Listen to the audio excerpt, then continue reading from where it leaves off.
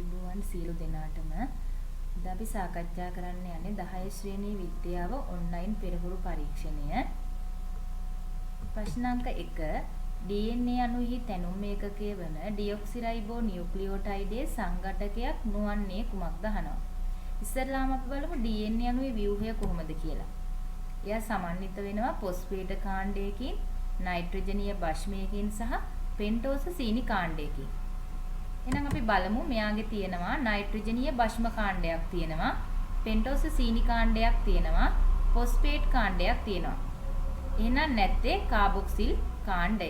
එහෙනම් පිළිතුරු වෙන්නේ පිළිතුරු අංක 1. ප්‍රශ්න අංක 2. පහත සඳහන් භෞතික රාශිය අතරින් දෛශික රාශියක් නොවන්නේ කුමක්ද කියලා. අපි දන්නවා භෞතික රාශි බෙදෙනවා දෛශික රාශි සහ අදිශ රාශි කියලා. මොනවද දෛශික රාශි කියන්නේ? විශාලත්වයක් මෙන්ම නිශ්චිත දිශාවක් තියෙනවා නම් එයා දෛශික රාශියක්. අදිශ රාශි කියනවා අපි විශාලත්වයක් විතරක් තියෙනවා නම් එයා අදිශ රාශියක්. අපි මේකේ දෙවෙනි උත්තරේ බරගමු. එයාට නිශ්චිත දිශාවක් තියෙනවා ඒකම විශාලත්වයක් තියෙනවා. එහෙනම් එයා දෛශික රාශියක්. ප්‍රවේගය කියන්නේ විස්ථාපනයේ වෙනස් වීමේ ශීඝ්‍රතාවයට. එහෙනම් ප්‍රවේගයට නිශ්චිත දිශාවක් තියෙනවා ඒකම විශාලත්වයක් තියෙනවා. ත්වරණය කියන්නේ ප්‍රවේග වෙනස බෙදන්න ඕනේ අපි කාලයෙන්. එහෙනම් එයාට නිශ්චිත දිශාවක් තියෙනවා ඒකම විශාලත්වයක් තියෙනවා. හැබැයි ස්කන්ධය ගත්තොත් එයාට විශාලත්වයක් තියෙනවා ඒ වුණාට නිශ්චිත දිශාවක් නැහැ. එහෙනම් ස්කන්ධය කියන එක්කෙනා අදිශ රාශියක්. එහෙනම් මේකේ අහන ප්‍රශ්නේ දෛශික රාශියක් නොවන්නේ කුමක්ද කියලා. එහෙනම් දෛශික රාශියක් නොවන්නේ ස්කන්ධය කියන භෞතික රාශිය. කියන්නේ පිළිතුරු අංක 2. ප්‍රශ්න අංක 3. රූපයේ පෙනෙන්නේ කම්බියකට සවි කරන ලද වාතයේ පිර වූ බැලූනයකි. එහි කට විවෘත කළ විට බැලූනේ චලනය වන ආකාරයත් වාතයේ පිටවන ආකාරයත් ඊතල මගින් පෙන්වා ඇත. ඒ පිළිබඳ නිවැරදි වගන්තිය කුමක්ද? රූපයේ පෙන්නනවා වාතයේ පිර වූ බැලූනයක් තිරස්ස රඳවලා තියෙනවා. මේකේ වාතයේ පිට වෙලා යනකොට ඊට ප්‍රතිවිරුද්ධ දිශාවට බැලුනේ චලනය වෙනවා. අපිට මේකෙන් පෙන්වන්න පුළුවන් නිව්ටන්ගේ තුන්වෙනි නියමය. මොකක්ද නිව්ටන්ගේ තුන්වෙනි නියමයෙන් කියන්නේ? සෑම ක්‍රියාවකටම විශාලත්වයෙන් සමාන වූ දිශාවෙන් ප්‍රතිවිරුද්ධ වූ ප්‍රතික්‍රියාවක් ඇත කියනවා. අපි මේකේ ක්‍රියාව කියලා අදහස් කරන්නේ මොකද්ද? යම් වස්තුවක් මගින් තවත් වස්තුවක් මත යෙදෙන බලය. ප්‍රතික්‍රියාව කියනවා අපි දෙවන වස්තුව මගින් පළමු වස්තුව මත යෙදෙන බලය. එහෙනම් අපි මේකේ බලමු පිළිතුරු. පළවෙනි එකේ කියන බැලූනේ වාතයේ පිටවීම ප්‍රතික්‍රියාවන් අතර බැලූනේ චලනය වීම ක්‍රියාවයි. නැහැ ඒක වැරදි. අපි තුන්වෙනි උත්තරේ ගමු බැලූනේ වාතයේ පිටවීම හා බැලූනේ චලනය අතර සම්බන්ධයක් නැත කියනවා. දැන් සම්බන්ධයක් තියෙන වාතයේ පිටවී යනකොට තමයි බැලූනේ චලනය වීමක් සිද්ධ වෙන්නේ. හතරවෙනි උත්තරේ බලමු බැලූනේ චලනය වාතයේ වේගයෙන් ඉවතට ගමන් කරන අතර බැලූනේ ඉතා සෙමෙන් චලනය වෙනවලු. නැහැ මේකේ වාතයේ පිටවන වේගයට සමානව වගේ ඊට ප්‍රතිවිරුද්ධ දිශාවට බැලුනේ චලනය වීමක් සිද්ධ වෙනවා. පිළිතුරු අංක 2 ගත්තොත් බැලුනේ වාතයේ පිටවීම ක්‍රියාවන අතර බැලුනේ චලනය වීම ප්‍රතික්‍රියාවලු. හරි. වාතයේ පිටවී යන එක ක්‍රියාව විදිහට ක්‍රියා කරනවා ඊට ප්‍රතිචාර විදිහට ප්‍රතික්‍රියා විදිහට බැලුනේ ඊට ප්‍රතිවිරුද්ධ දිශාවට චලනය වෙනවා. එහෙනම් නිවැරදි පිළිතුර වෙන්නේ පිළිතුරු අංක 2. ප්‍රශ්න අංක 4. නිව්ටන් තුලාවේ පාඨාංගයේ නිව්ටන් 5ක් වුවද ලී කුට්ටිය චලනය නොවේ. එම අවස්ථාවේදී ක්‍රියාත්මක කර ඝර්ෂණ බලය කුමක්ද? අපි දන්නවා ඝර්ෂණ බලය කියන්නේ පෘෂ්ඨයක් මගින් වස්තුවේ චලිතයේ වළක්වාලීමට තැත් කරනු ලබන බලයක්. දැන් මේකේ ලී කුට්ටිය චලනය වෙන්නේ නැහැලු. අපි බලයක් යොදනවා.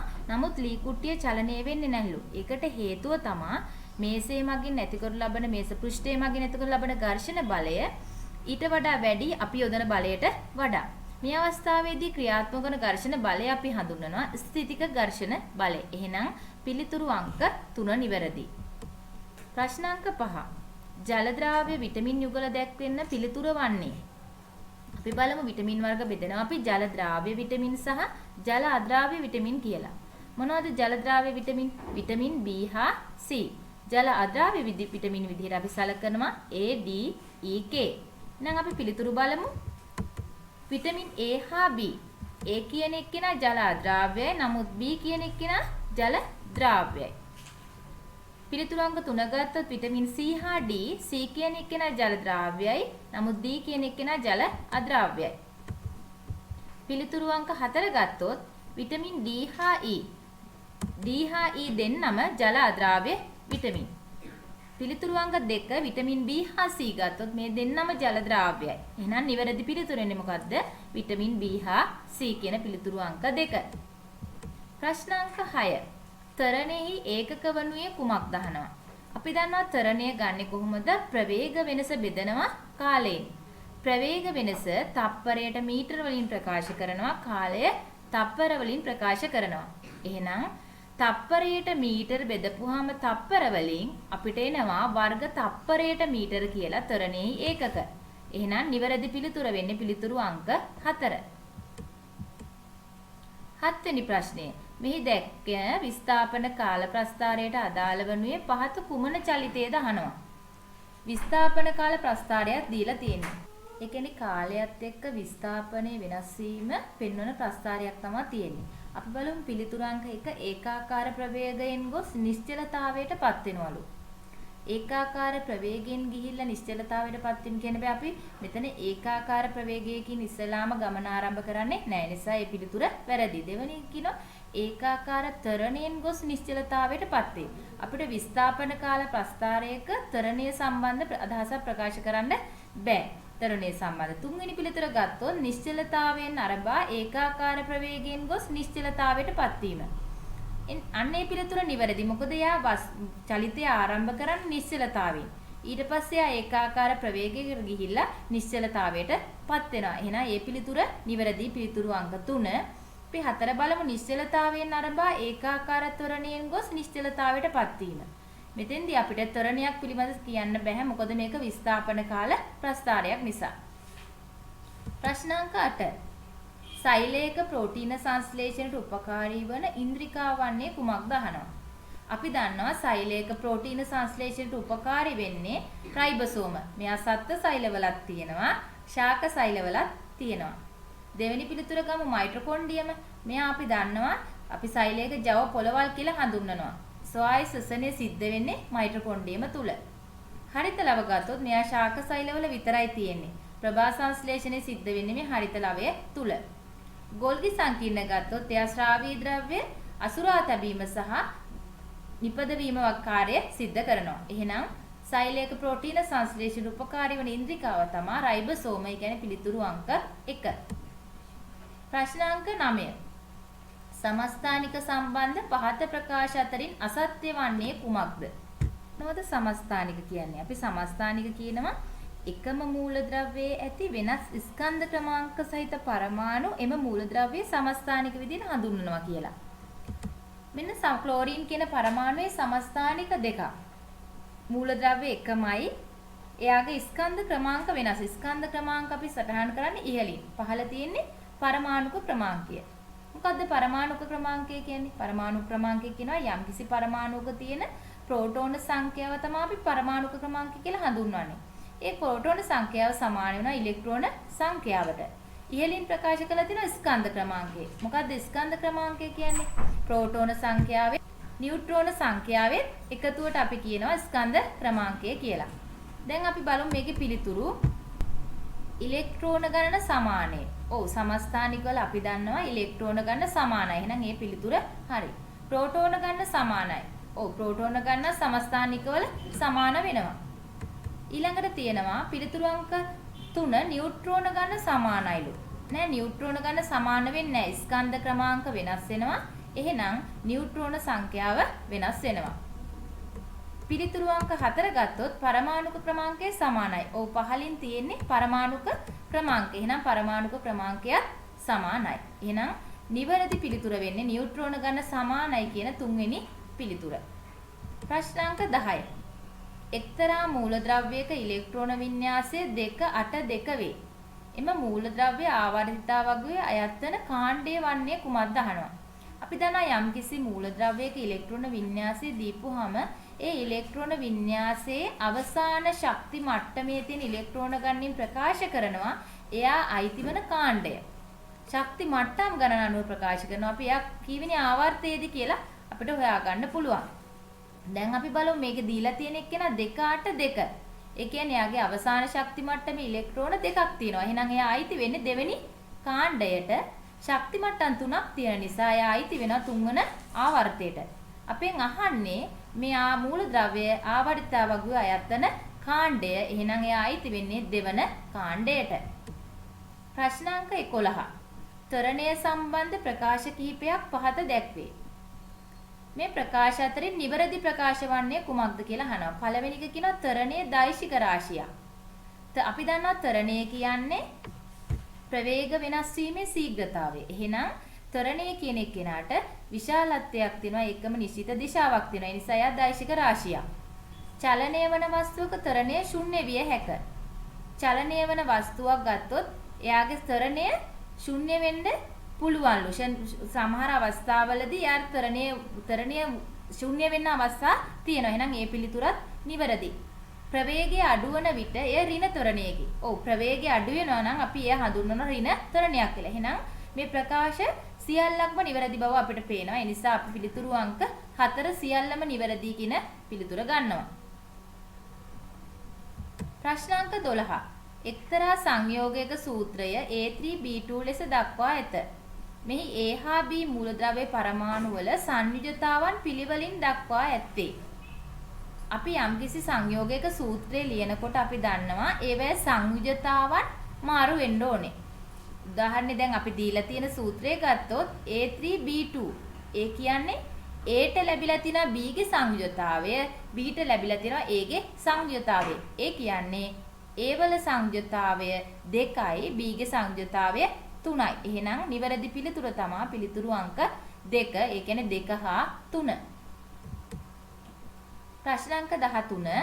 නිශ්චලතාවයෙන් ගමන් ආරම්භ කළ මෝටර් රථයක් වර්ග තප්පරයට මීටර් 5ක ත්වරණයක් යටතේ තප්පර 10ක කාලයකදී අත්කර ගන්නා ප්‍රවේගය වන්නේ කුමක්ද අහනවා. අපි දන්නවා ත්වරණය ලබා ගන්නේ ප්‍රවේග වෙනස බෙදන්න ඕනේ කාලයෙන්. එහෙනම් මේකෙදි අපිට පුළුවන් ත්වරණය අදාළ කාලයෙන් වැඩි කරපුවාම ප්‍රවේගය ගන්න පුළුවන්. ඒ කියන්නේ 5 වැඩි කරන්න ඕනේ අපි 10න්. 5 10න් වැඩි කරපුවාම අපිට පිළිතුර විදිහට ලැබෙනවා තප්පරයට මීටර් 50ක් විදිහට. එහෙනම් නිවැරදි පිළිතුර වෙන්නේ පිළිතුරු අංක 2. ප්‍රශ්නාංක 14. තප්පරයට කිලෝග්‍රෑම් මීටර යන ඒකකයේ නිරූපණය වන රාශිය වන්නේ කුමක්ද කියලා අහනවා. අපි දන්නවා ගම්ම්‍යතාවය කියලා එකක් තියෙනවා. ගම්ම්‍යතාවය කියන්නේ ස්කන්ධයේ ප්‍රවේගයේ ගුණිතය. ස්කන්ධය කිලෝග්‍රෑම් වලින් ප්‍රකාශ කරනවා, ප්‍රවේගය තප්පරයට මීටර වලින් ප්‍රකාශ කරනවා. එතකොට අපිට ගම්ම්‍යතාවයේ ඒකක විදිහට ලැබෙනවා තප්පරයට කිලෝග්‍රෑම් මීටර කියලා. එහෙනම් තප්පරයට කිලෝග්‍රෑම් මීටර වලින් ප්‍රකාශ කරන්නේ මොන භෞතික රාශියද? ගම්ම්‍යතාවය කියන භෞතික රාශිය. ඒ කියන්නේ පිළිතුරු අංක 3. ප්‍රශ්නාංක 15. චලිතයකට අදාළ විස්ථාපන කාල ප්‍රස්ථාරය පහත දක්වා ඇත. මේ සම්බන්ධ නිවැරදි ප්‍රකාශය කුමක්ද අහනවා. විස්ථාපන කාල ප්‍රස්ථාරයක් තමයි දීලා තියෙන්නේ. අපි බලමු පිළිතුරුත් එක්ක. කාලයේ තප්පර 5කට පසු නියත ප්‍රවේගයක් තියෙනවලු. කාලයේ තප්පර 5කට පස්සේ නියත ප්‍රවේගයක්. අපි ප්‍රවේගය අපි ලබා ගන්නවා මේ ප්‍රස්ථාරවල විස්ථාපනය බෙදන්න ඕනේ කාලේ.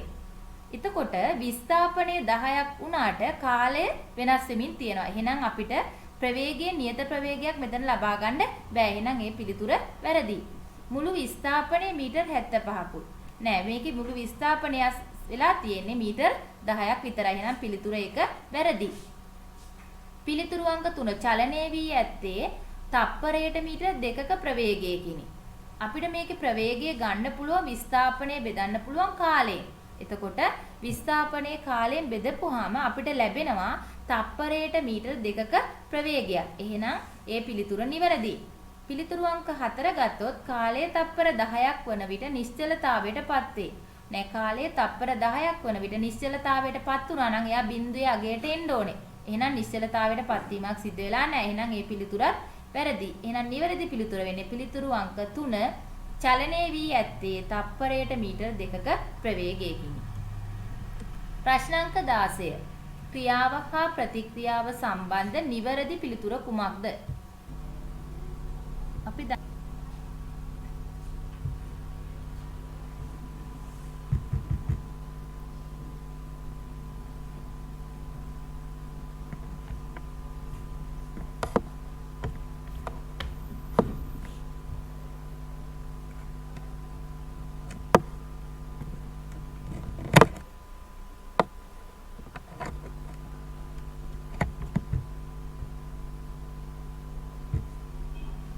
දන්නවා නිව්ටන්ගේ තුන්වන නියමයෙන් කියනවා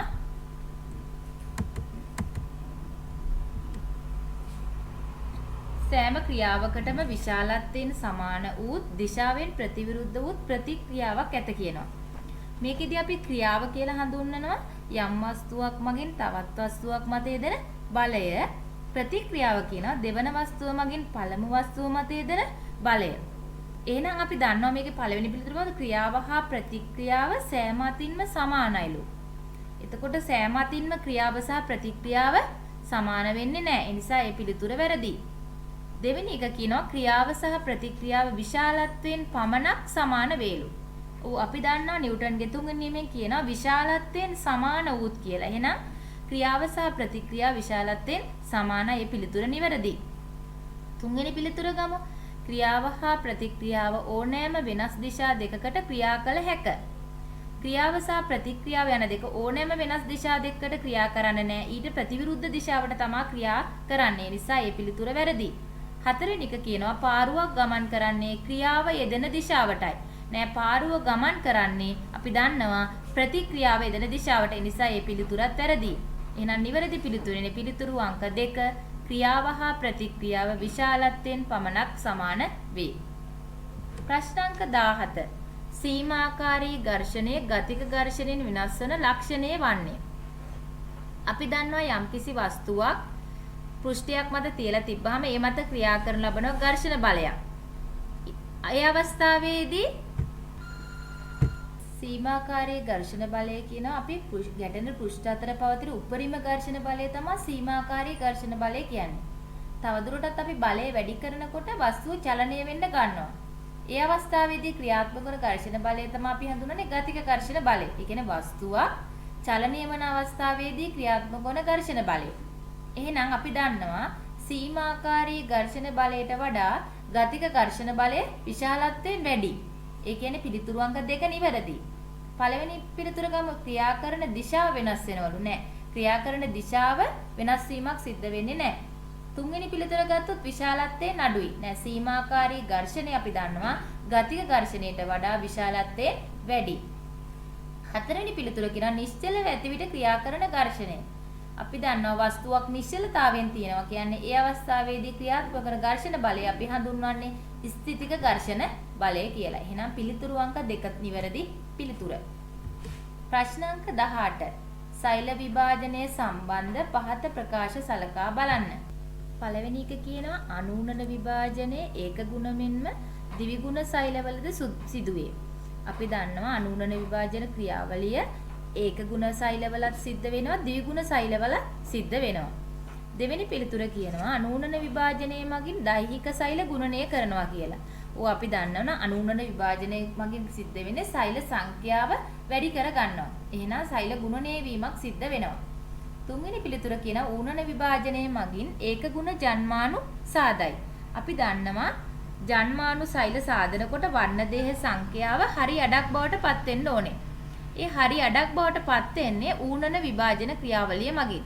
ඌනන විභාජනය සිද්ධ වුණාම ඒක ගුණ ජන්මානු සෑදෙනවා. ඒ නිසා මේ ප්‍රකාශ තුනම නිවැරදි. එහෙනම් පිළිතුරු වෙන්නේ සියල්ලම නිවැරදි කියන ඒ කියන්නේ පිළිතුරු අංක 4.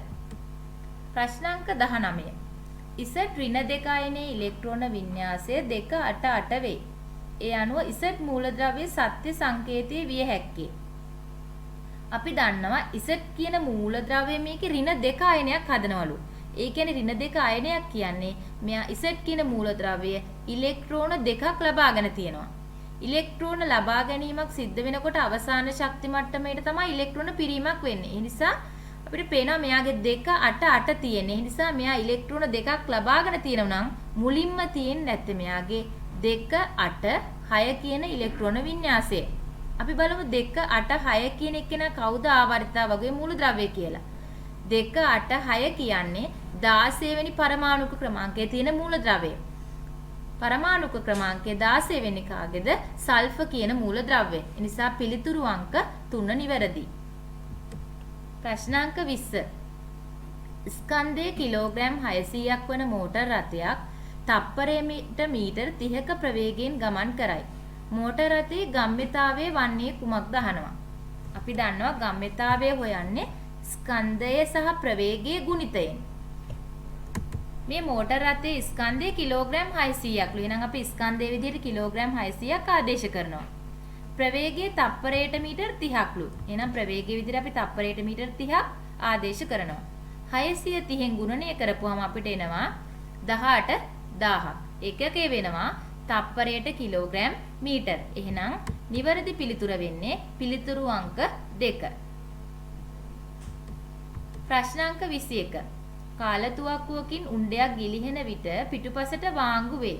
මේ විග්‍රහ කිරීමට වඩාත් උචිත නියමය වන්නේ කුමක්ද? කාලතුවක්කුවක් මගින් අපි දන්නවා උණ්ඩයක් නිකුත් කරනකොට උණ්ඩය නිකුත් කරනට ඒ සැනින් කාලතුවක්කුව පිටුපසට යම්කිසි වාංගු වීමක් සිද්ධ වෙනවා.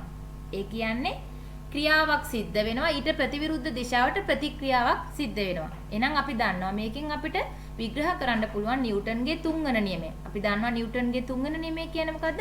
සෑම ක්‍රියාවකටම විශාලත්වයෙන් සමාන වූ දිශාවෙන් ප්‍රතිවිරුද්ධ වූ ප්‍රතික්‍රියාවක් ඇත කියනවා.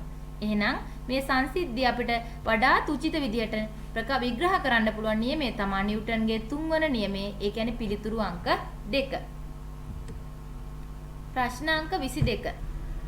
ශාක මුල්වල වර්ධනයේ ශීන වීම, ශාක පත්‍රවල රතු හෝ දම් වර්ණ ලප ඇතිවීම, ශාකවල ඉහත ඌනතා ලක්ෂණ ඇතිවීමට හේතු වන්නේ පහත සඳහන් ඛනිජ අතරින් කුමන ඛනිජ වර්ගයේ හිඟවීමෙන් දහනවා.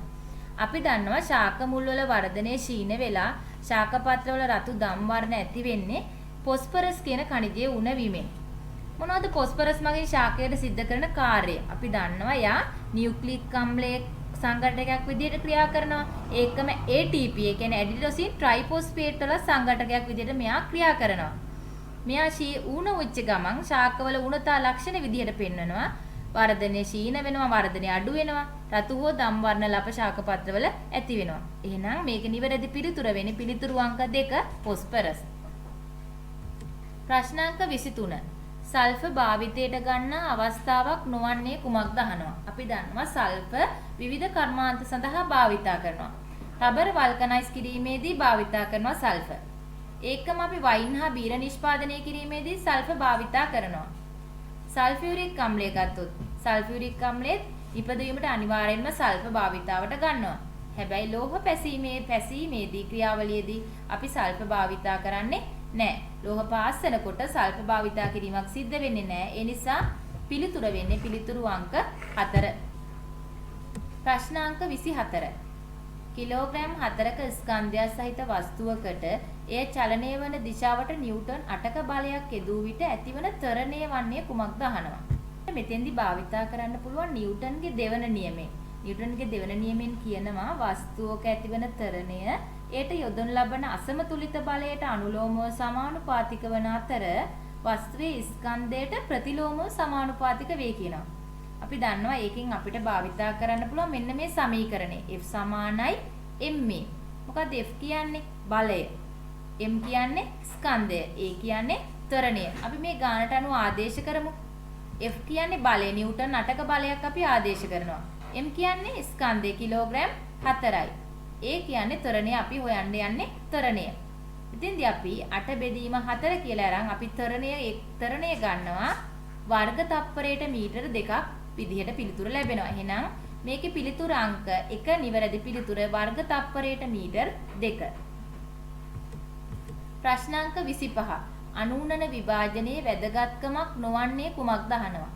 පළවෙනි එක ගමු අපි දේහ වර්ධනයට.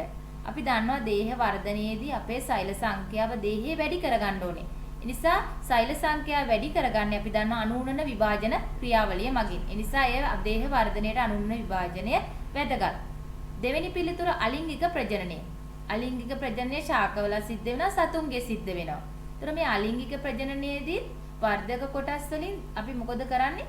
සෛල සංඛ්‍යාව වැඩි කර ගැනීම සිද්ධ වෙන්න ඕනේ. ඒ සෛල සංඛ්‍යාව වැඩි කරගන්නේ අනූනන විභාජන ක්‍රියාවලිය මගින්. තුන්වෙනි පිළිතුර නව සෛල නිපදවීම මගින් පටක අලුත් වැඩියාව. අපි දන්නවා තුවාලයක් වුණාම ටික දවසකින් ඒ තුවාලේ නැවත හොඳ වෙනවා. අයි කියන්නේ අලුත් සෛල වර්ධනය වෙනවා. එහෙනම් එතන අලුත් සෛල වර්ධනය වෙන්න නම් අනූනන විභාජන ක්‍රියාවලිය සිද්ධ වෙන්න ඕනේ. හතරවෙනි එක නව ප්‍රභේදන ඇතිවීම.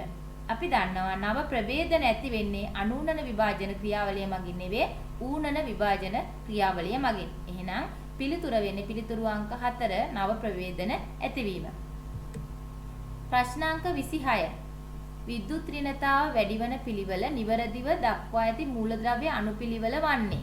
විද්‍යුත් ඍණතාවය කියන්නේ මොකක්ද කියලා. මොකක්ද විද්‍යුත් ඍණතාවය කියන්නේ? මූලද්‍රව්‍යයේ පරමාණුවක් තවත් මූලද්‍රව්‍ය පරමාණුවක් සමග සහසංයුජ බන්ධනයකින් බැඳී ඇති විට ඒ බන්ධනයේ තියෙන ඉලෙක්ට්‍රෝන තමා වෙත රැඳ ගැනීමේ තියෙන හැකියාව. විද්‍යුත් ඍණතාවය වෙනස් වෙන ආකාරය අපි ගත්තොත් ආවර්තිතාවගේ විද්‍යුත් ඍණතාවය අඩු වෙන්නේ පළවෙනි කාණ්ඩයේ මූලද්‍රව්‍ය වල. හත්වෙනි කාණ්ඩයේ මූලද්‍රව්‍ය ගත්තොත් ඒවේ විද්‍යුත් ඍණතාවය ඊට වඩා වැඩිම විද්‍යුත් ඍණතාවයක් වෙනවා. අපි දන්නවා විද්‍යුත් ඍණතාවය වැඩිම මූලද්‍රව්‍යය තමයි ෆ්ලෝරින් කියන මූලද්‍රව්‍යය. මේ ප්‍රශ්නේ අහලා තියෙන්නේ මොකද්ද? විද්‍යුත් ඍණතාවය වැඩිවන පිළිවෙල නිවැරදිව දක්වා ඇත්තේ.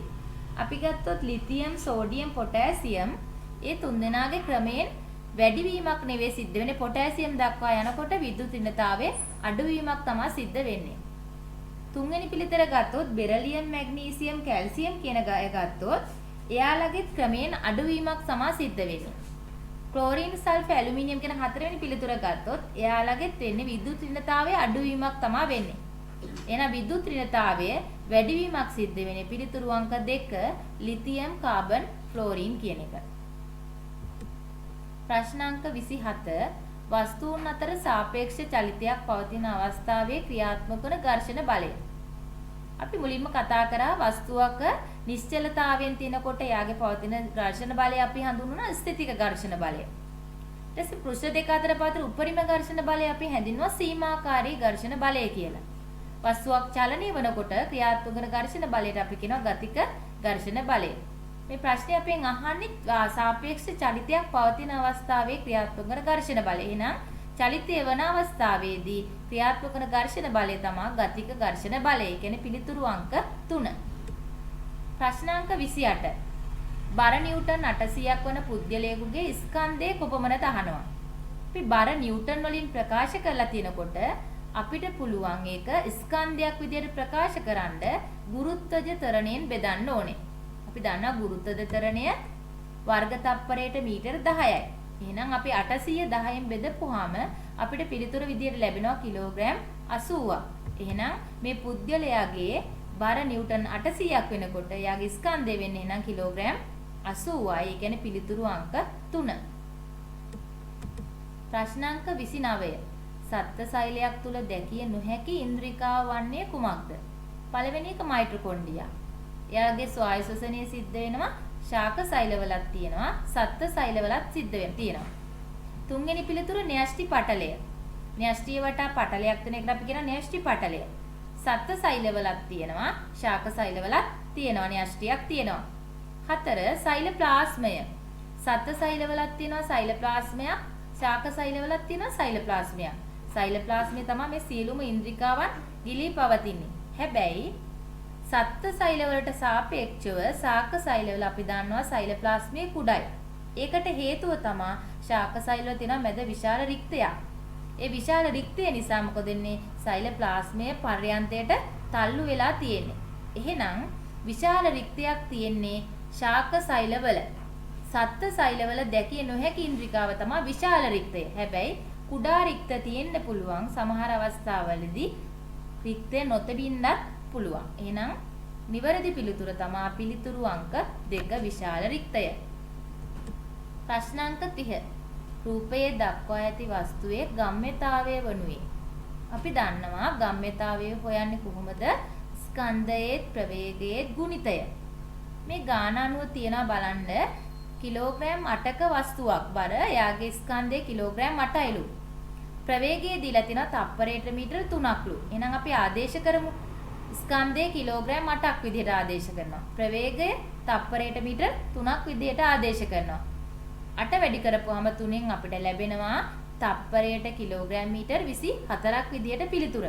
එහෙනම් මෙතන මේ ගැටලුව අනුව වස්තුවේ ගම්ම්‍යතාවය තමයි නිවැරදි පිළිතුරු අංක 1. ඒ කියන්නේ තප්පරයට කිලෝග්‍රෑම් මීටර 24ක්.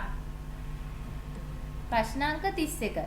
යන්ත්‍රවල ඝර්ෂණ බලය වැඩි වන විට අපි දන්නවා උපකරණ යන්ත්‍ර ක්‍රියා කරනකොට සමහර කොටස් මොකද වෙන්නේ එකිනෙකට ඇතිල් වෙනවා. එකිනෙකට ඇතිල්ලලා ඒ කියන්නේ ඝර්ෂණ බල ඇති වෙනවා. මේ ඝර්ෂණ බල හින්දා මේක වෙන්නේ අර යන්ත්‍රයේ චලිතයට බාධාවක්. ඒ කියන්නේ ප්‍රතිරෝධයක් වෙනවා. ඒ නිසා යන්ත්‍රයක් ක්‍රියා කරනකොට අපි ඒ ඝර්ෂණ බල වලට එරෙහිව තමයි කාර්යය සිද්ධ කරන්න ඕනේ. ඒතකොට මේ ඝර්ෂණ බලය වැඩි වෙන්න ශක්තිය අපතේ යාමකුත් සිද්ධ වෙනවා. පළවෙනි පිළිතුරේ දාලා ශක්තිය අපතේ යනවා. ශක්තිය අපතේ යාමක් ඝර්ෂණ බලය වැඩි වෙනකොට සිද්ධ වෙනවා. දෙක තාපයේ ජනනය වෙනවා. පෘෂ්ඨ එකිනෙක ඇතිල් වෙනකොට අපි දන්නවා සමහර යන්ත්‍ර සූත්‍ර රත් වීමකට ලක් වෙනවා. ඒ කියන්නේ තාපයේ ජනනය වීම සිද්ධ වෙනවා ඝර්ෂණයේ බලය වැඩි වෙනකොට. තුන්වෙනි එක කියනවා යන්ත්‍රවල කොටස් ගෙවි යනවා. යන්ත්‍රවල කොටස් එකිනෙක ඇතිල් වෙනකොට ඒ කොටස් ගෙවි යාමකට ලක්වීමක් සිද්ධ වෙනවා ඝර්ෂණ බලය වැඩි කරනකොට. ඒ නිසා ඝර්ෂණ බලය වැඩි වෙනකොට මේ සියල්ලක්ම සිද්ධ වෙනවා. ඒ කියන්නේ ශක්තිය අපතේ යාමක් සිද්ධ වෙනවා. තාපයේ ජනනය වීමක් සිද්ධ වෙනවා.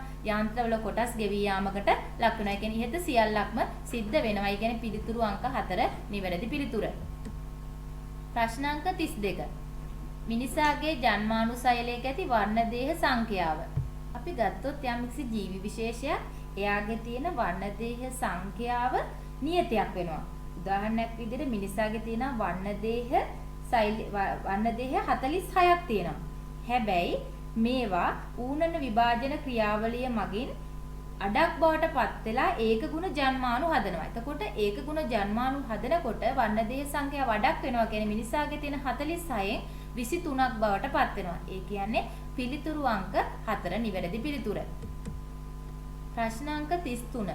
එක්තරා වස්තුවකට නිව්ටන් 10ක බලයක් යෙදූ විට වර්ග තප්පරයට මීටර 2.5ක ත්වරණයක් හටගනී නම් වස්තුවේ ස්කන්ධය කුමක්ද අහනවා. අපි මේකෙදි භාවිතා කරනවා මෙන්න මේ සමීකරණය සමානයි ma. අපි ආදේශ කරමු වස්තුවක නිව්ටන් 10ක බලයක් යොදන්නේ. එහෙනම් අපි F විදියට නිව්ටන් 10 ආදේශ කරනවා. ත්වරණය දීලා තියෙන වර්ග තප්පරයට මීටර 2.5ක්. අපි එහෙනම් A කියන එකට ආදේශ කරනවා වර්ග තප්පරයට මීටර 2.5. ඊට පස්සේ අපි 10 බෙදනවා 2.5යි. මුක්ත කරගන්න. 10 2.5න් බෙදපුවාම අපිට පිළිතුර විදියට ලැබෙනවා කිලෝග්‍රෑම් 4ක්. ඒ කියන්නේ m ස්කන්ධය වස්තුවේ ස්කන්ධය කිලෝග්‍රෑම් 4යි නිවැරදි පිළිතුර. පිළිතුරු අංක 2. ප්‍රශ්න අංක 34.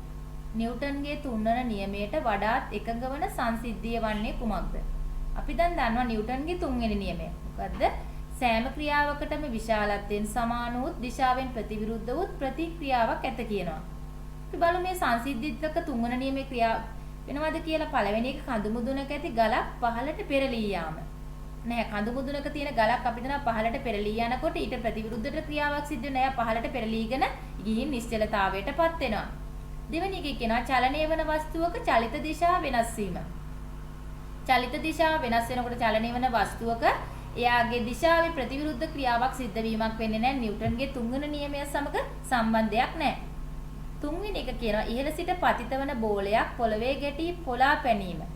අපි දන්නවා බෝලයක් ඉහළ සිට පතිත වෙනකොට එයා පොළවේ ගැටිලා නැවත ආයේ ගැටීමක ලකුණ. ඒ කියන්නේ තුන්වන නියමයට අනුව ක්‍රියාවක් සහ ප්‍රතික්‍රියාවක් සිද්ධ වෙනවා. එහෙනම් අපිට මේ සංසිද්ධියත් එක්ක තුන්වන නියමයට වඩාත් එකඟ වෙන්න පුළුවන්. හැබැයි හතරවෙනි එක ගත්තොත් ගසකින් වැටෙන පොල් ගෙඩියක ප්‍රවේගය ක්‍රමයෙන් වැඩි වීම.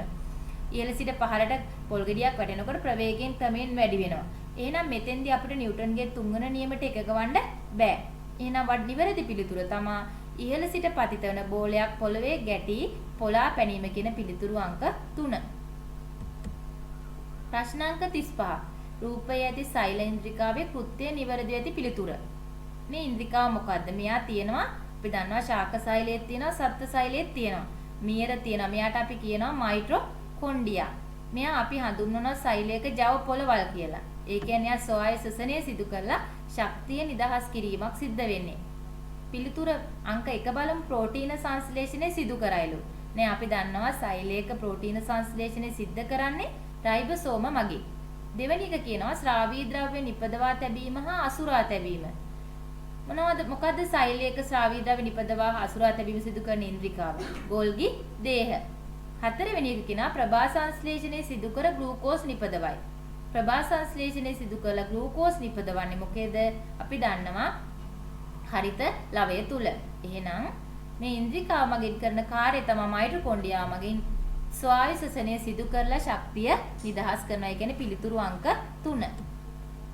ප්‍රශ්න අංක 36. DNA වල අඩංගු නොවන නයිට්‍රජනීය භස්මය වන්නේ. අපි දන්නවා DNA අණුව ගත්තොත් ඒකේ දාම දෙකක් තියෙනවා. ඒ දාම දෙක එකිනෙකට සම්බන්ධ වෙලා තියෙනවා නයිට්‍රජනීය භස්ම මගින්. ඒකේ ඇඩිනීන් කියන නයිට්‍රජනීය භස්මය තයිමින් එක්ක සම්බන්ධ වෙනවා. සයිටෝසින් කියන භස්මය ගුවැනීන් කියන එක සම්බන්ධ වෙනවා.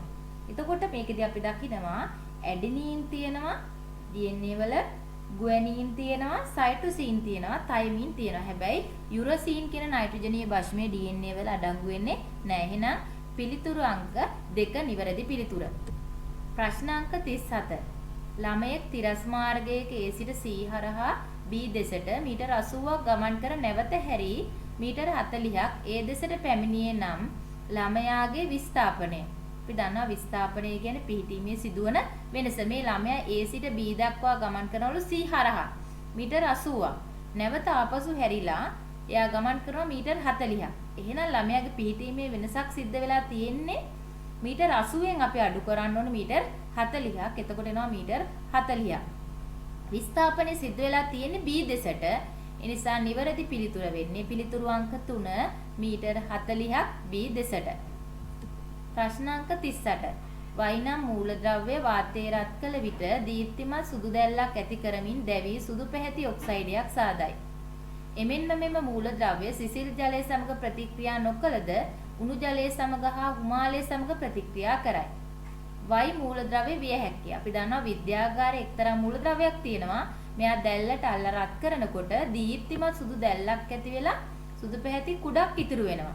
එයා කවුද? මැග්නීසියම් කියන මූලද්‍රව්‍යය. එනම් පිළිතුරු අංක වෙන්නේ පිළිතුරු අංක 4 මැග්නීසියම් කියන. ප්‍රශ්න අංක 39. නිදහසේ සිරස්ව ඉහළට විසිකරන ලද ගලක් ආපසු පොළොව මත පතිත වේ. ගලෙහි සම්පූර්ණ චලිතය සඳහා වන නිවැරදි ප්‍රවේග කාල ප්‍රස්ථාරය. මෙතෙන්දී අපි දන්නවා එයා නිදහස් සිරස්ව ඉහළට විසිකරනකොට යම්කිසි ප්‍රවේගයක් මෙයාගේ තියෙනවා. ප්‍රවේගයක් තිබිලා තමයි ඉන්පසු එයා නැවත ප්‍රවේගය අඩුවීමකට ලක් වෙනවා. එහෙනම් මේක අපි බලමු පළවෙනි ප්‍රස්ථාරයෙන් ඒ නිරූපණය වෙන්නේ නැහැ. මොකද එයා බිඳුවට වෙලා ආය නැවත ප්‍රවේගයේ වැඩිවීමක් එහෙම සිද්ධ වෙන්නේ නැහැ. දෙවෙනි ප්‍රස්ථාරය ගත්තොත් ඒකේ යම්කිසි ප්‍රවේගයකින් තිබිලා එයාගේ ප්‍රවේගය අඩුවීමක් සිද්ධ වෙන්නේ. එහෙනම් ඒ ප්‍රවේග කාල ප්‍රස්ථාරය නිවැරදි. ප්‍රවේග කාල ප්‍රස්ථාර 3න් සහ 4න් ඒ නිරූපණය කරන්නේ නැහැ. එහෙනම් පිළිතුරු අංක 2 නිවැරදි පිළිතුර. ප්‍රශ්න අංක 40. එක්තරා මූලද්‍රව්‍ය කිහිපයක් පහත පොදු ලක්ෂණ පෙන්වූහ. ඉහළ ඝනත්වයක් තිබීම, තාපය හා විද්‍යුතය හොඳින් සන්නියනය වීම, ආහන්නතාව හා තන්්‍යතාව තිබීම. එම මූලද්‍රව්‍ය කිහිපය. අපි දන්නවා ඉහළ ඝනත්වයක් තියෙන.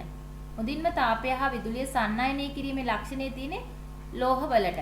ඒකම ආහන්නතාවය හා තන්්‍යතාවය කියන්නේ යම්කිසි තැලීමකට, සීරීමකට, කැපීමකට ඔරොත්තු දෙන ගුණය තියෙන්නේ ලෝහවලට.